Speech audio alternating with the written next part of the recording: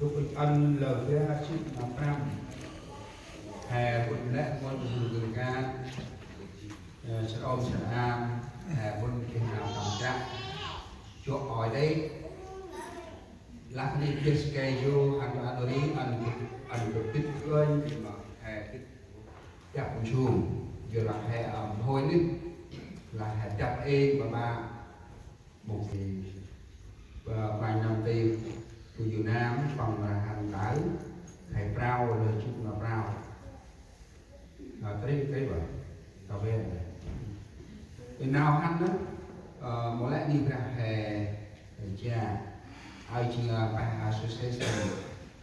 cha bài mà mỗi vùng phần kia tôi hay quay làm đi tầm tà thì bằng cái lệ đoạt đi hơi chỉ nào tắt bằng tay mong em là đẹp thì là cướp mà tầm móc đông bang mà yêu của nó hết thì mà vô bằng tầm áp gì ra đây chỉ là về phải đúng năm em là giáo sĩ hành chu khẩn ra hè hẹn gặp tầm ban ti đến đấy tầm thầy bớt ngoài nằm thì David Manfred bằng chủ giáo sĩ là tôi đi chút thì ở cha bằng chủ khẩn ra hè thì nên chừng nào hãy chờ chắc tầm lờ ra chừng nào làm này mong cái mình lúc ôm là mình hè là kia nó mình ấy là ăn thì biết đóng rồi mà hè buồn hè tập xong chắc giờ này giờ mà cực chia là học rồi trên thì là bạn mà quay ra mong nào là quay giờ là quay ra mất mừng chạy quay cặp cò hè ôi ấy các là hè tầm sắc chân Naksa nào kia tất được phụ hải oanh là phương pháp Naksa cho nên lúc vào đi hải oanh cầm Primia tức là dần là toàn nước Mỹ trong 5 tháng thì anh em đã thấy rồi và 5 tháng trong năm nay cả thế giới thì chúng ta đã thấy cái sự lồng sòng thì dưới nước Anh ấy lao nào kết chân tầm trăm khai ăn tầm Primi mong nào kết là can mong đi sai đi đâu nào kết tầm trăm khai ăn tầm lẽ ngồi nàng tôi làm nàng tôi mong đi sai mong kết đâu thì nào làm bằng khôngถ้าตลาดกันแน่โตเกี่ยงกันตลาดสักอ๊อกตียาทำไมchỉ cứ phụ trách mặc quài mà một cái nào bật gờ nó bự hè môi chìm tóc hè cú ôn tóc ai chìm tóc hè cũng dơ một ai đâu hèn cạn gì là ngôi tầm áp bên đằng xa ra tầm áp bên đằng xa ra mô kia nó phù chuồn đằng xa bằng một cái phù mít như là tầm bên đằng xa tầm áp bên đằng xa hè kia mít mắt tình sro đó là pia prong tình đi là một cái mít mắt pia prong hè mô kia đi ra như một anh ra hay sai là anh mặc ngoài là hành tây riêng rồi sự nào ra dùng nói thì một thầy bé rất gồm ngoái tròn ba tất trăm hành các riêng nào ra người ở tầm ba tròn về ba tròn quan tròn vàng lúc thường chỉ ta lơ đấy chỉ cần hè quánh ta lơ là đi kia xong mất rằng ai nào ra thì em thì nào nói em nó có lẽ em nào em là nào mà bà chu bà là bằng thờ hay quanh chơi tại đây dù số tiền một thế bé đó còn ngoài trò ba tất tám chơi cả cướp tầm này mà bạn đuôi chỉ nơm cướp bát ca mà nuôi nằm trọ quét nằm phú u che cướp tạ bự mang năm na cướp cả kít mà mày bà bơ chuông cướp bước sọ tức là cướp cả kít tất mà chạc mặt mày ôi ngân hành khơi mày kê má nuôi hầm cướp làm mà trên dòng tương đồng cướp cả kít tất mà nào cho mày rạp chép xin nào cho này cả é cút chít tầm u mày lô chỉ lý tầm mít mày onis cướp cả kít ngân bà bơ cút lẹ tầm mày đây chỉ nào rằng trên dòng tương đồng chỉ đi ra tròn to rồi số Epheso có bao tròn ngoài tròn về chân hè thức chia đây là hình ngôn tròn, là chúng ta đọc 3 lần, lần cuối cùng chúng ta nói vào địa chỉ câu kinh thánh đó. Tức là ơn phun chỉ còn tô hôm mà mít bước khẩn máy tầm khoảnh đó mà giờ là nào này chỉ thi nhân ân dư khó mà mít bước ai mày ai chỉ nào quay đồ ngoay kia nào toàn rè về về hơi không có hôm mà mình bước khẩn máy tầm khoảnh ra mà giờ là nào này chỉ thi nhân ân dư khó mà mình bước khẩn máy ai chỉ nào quay đồ ngoay kia nào toàn rè. Children, pray in your for Israel. Honor your father and mother, which is the first commandment with the promise. nào dân đúng. Hỡi hãy làm con cái của hãy dùng cha mẹ mình trong Chúa, vì điều đó là phải lắm. Hãy tôn kính cha mẹ ngươi, ấy là điều răn thứ nhất. Có một lời hứa nốt theo. Hai ba năm niệm mặt trong buổi sáng mong hè là bư đã bị bự hè ta là hè chỉ mít bước mong hè là đi đã còn hè đi ra nữa nào tây ở đông kề bằng các binh kề bằng các binh lẽ ngôi phùm cho mà quàng ra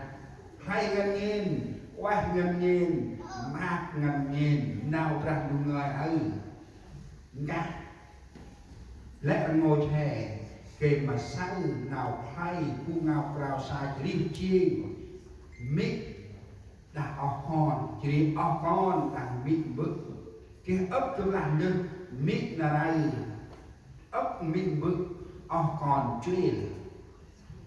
ấp là mít là đi em hôm còn cả cái câu chuyện mất bự mà giờ là bấy em con em ông nào trực thành vọng em con em ông nào chia thành vọng em con em ông nào quy thành vọng em con em ông nào rác mà nát xà thành vọng mà con thành vọng mà nghi quân thành vọng diễn ra ta là hẹn ca hẹn tì tất mà mít một là mà bước kia đi môi trời là bằng ắt chạc mặt dần rồi là đến lúc mà chúng ta giảng nhắc đến người cha hoặc người mẹ nhiều người không bao giờ cõng được nước mắt mình có người đã làm trò điều đó với người mình yêu đó là người cha hoặc người mẹ có người thì chưa làm trò cho nên ngày hôm nay có thể nhắc nhở chúng ta để chúng ta sống tốt hơn những gì mình chưa làm được đi ra nó hành tin rê kể mà bác lên mong đợi cực là bư nào đi chiến chỉ nạp ý phúc nào hành tì ôi ấy nào đi phùng mít cực trên phùng mít nào đi phùng mít tâm khoài ra nếp sống người mẹ trong Chúa em đặt nào đi chiến phùng mít mâu chiến tâm khoài ra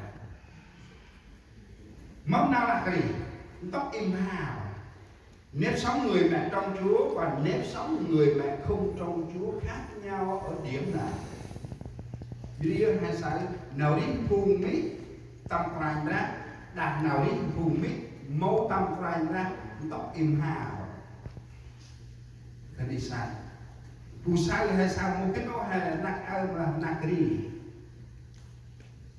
hay một cái đó chỉ mà hay cái bằng trình mít tâm khoảnh ra chỉ mít mâu tâm khoảnh ra mít tâm khoảnh ra hay sai nào đi chiến hay là còn tia hết lên qua lên mít mâu tâm khoảnh ra hít mà mắt rong con chỉ mâu khách đâm đi con tâm nào rít chi và dư khoảnh ra những người mẹ trong Chúa là thường nhắc nhở con mình đến gần Chúa và thờ phượng Chúa. Những người mẹ không phải là người mẹ trong Chúa là người đó thường không nhắc nhở con mình đến thờ phượng Chúa và kính sợ Chúa. Jadi nào mà ra đó vùng mít tâm một tâm cài ra là có hai mong thành bằng bự, còn ông mít tâm cháy chỉ hay là bằng hồi là có hơn giờ bự. Ngày mai Chủ nhật làm gì chúng ta không có đi đâu hết, muốn ngủ giờ nào muốn dậy giờ nào muốn đi đâu thì đi, không cần biết ngày mai là như thế nào. Làm vùng miếng tâm quanh ra là con hè mô kia nào minh mà tất mà nhìn ra mà bự vùng miếng này đặt ban đúng rồi là con thì đi pick trong chơi ra con thơ mà bự hè mỹ đi bữa đi hạt vân mà mẹ thì đi đặt ban đúng rồi. Chúng ta yên tâm không hay là chúng ta lo lắng bởi vì con mình không đến nhà thờ. Hai minh nhân mắc bự hai mắt thành phần, hai rong thành phần, hai xem thành phần. Hôm ai chít này là mà con hai tinh hai bị gọi tóc hai hạt quan nạp Phật giáo hành giáo mà là một lâu nè hai một lâu là trôi hai là giáo cột chừng rồi giáo là ma cột chừng rồi ma rất là tất con thành bằng mà bự mà khi sai hôm hai con tăng hai đông rồi thế này sai con thế này tao khăn này mấy mà hôm ai cũng mình hai đi mình hai cũng ngọc ra sai mà hôm kéo tụi mình là mỗi đứa con nó có một cái lựa chọn riêng. Giờ mỗi đứa con có cái sự lựa chọn riêng. Vì ra nữa một nào hay sai kia con này khẩn bắn khẩn bắn nào sách đi chi cả một kia nào đi chi cọp nào đi chi một ai chi và anh đem là khẩn bắn được tay quăng mà khẩn bắn tao từ Nam Việt Nam này thì khẩn bắn họ hay là bằng chết nhân này đó là khẩn bắn là tay là bọc nam trong nào từ cơ quan ở đây là nam trong nào hiện gửi nam trong nào ít khẩn bắn chỉ đó là khẩn bắn nào ít nào sách khẩn bắn nào sách tí mà bị bự đó là nào sách mâu tí mà bự là ngọt mà mình bự là sách tí này chỉ ăn mà mình bự kia nào ác ra còn hạt tao bước bao năm không ai chít này mong nào phải bằng lại mình dần để lại mẹ con yêu mẹ lắm con 6 tuổi mom I love you con 9 năm mong nào phải bằng lại mong nào phần lại nào phải bằng lại cái nào giờ là lúc con 10 tuổi các con nói mẹ cái gì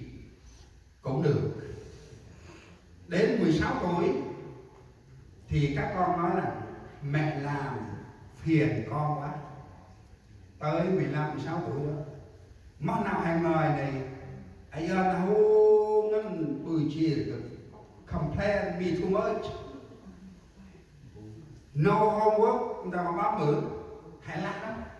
hầu quanh điện thoại hay là đúng biết cho nghe mang job đây là hay là đúng mong nào phải bằng lại why you complain me too much this is my time I'm big ready why you talk like that too much to me I don't want to hear I don't want to listen to you cái đó con hai cái là một cái đó là một cái cướp lại con chứ cướp lại đem là người nuốt chứ thì ta trên 5 năm thì bằng lại trên 5 năm bằng lại nào giờ là đến 12, 16, 8 tuổi mẹ con sẽ dọn ra ở riêng